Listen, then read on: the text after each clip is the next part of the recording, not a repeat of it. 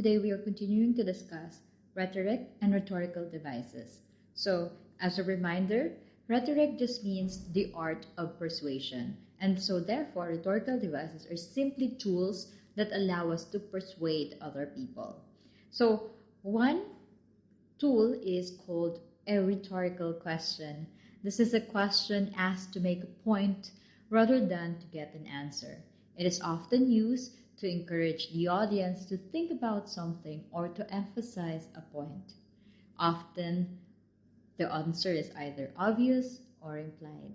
So, very common in a lot of speeches, in a lot of persuasive writing, we use rhetorical questions that aims to make the audience engage with the topic at hand.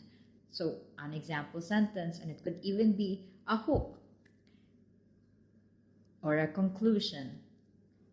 Isn't it obvious that we need change? Or who wouldn't want to live a happy life?